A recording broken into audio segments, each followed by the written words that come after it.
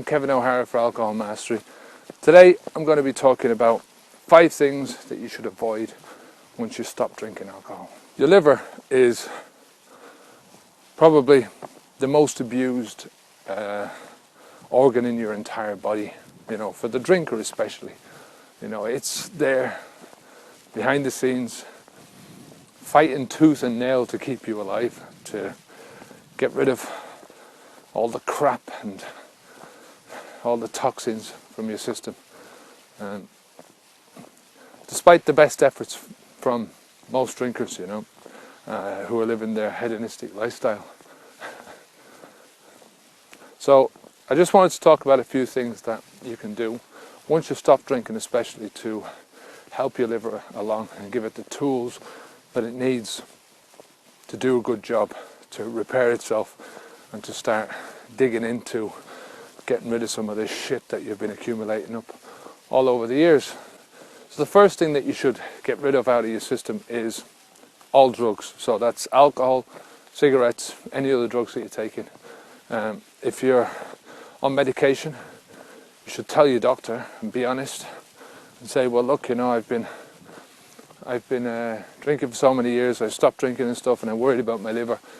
Is this okay to take? The same goes with doing over-the-counter medications. Just mention it that you think that you might have a bit of a liver problem, and these are okay to take when you've got a bad liver. The second thing that you should try to avoid altogether is fast food. There's been too many studies that have pointed out just to the badness that is in fast food, that there's just no goodness.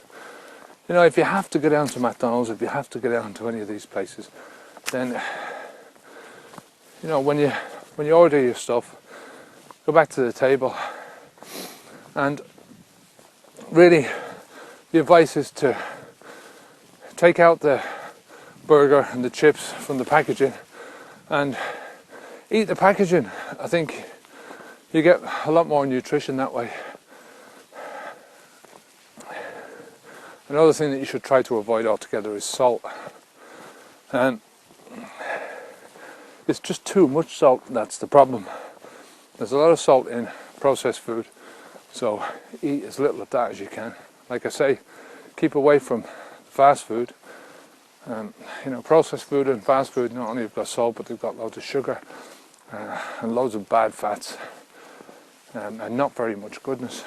But the salt itself, if your liver is trying to recover, what it can often do is it can cause your liver to retain water and to swell up and cause you pain. And it's just one of those. It's another toxin that your body has to try and deal with. So if you can, avoid it as much as you possibly can. Number 4 is artificial sweetness, like aspartame, Splenda, NutraSweet, that kind of thing.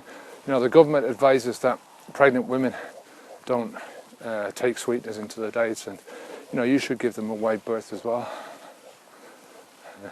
Another thing that you should avoid is MSG, monosodium glutamate, and it's just a flavor enhancer which is deadly. It's nasty, it's toxic. It's a favorite from a lot of the cheap Chinese restaurants around here. We used to go into a lot of them. You get a 3-course meal for €6, really cheap. But there's so much MSG in it. It almost feels as if they're saying to you, would you like some rice with your MSG today, sir?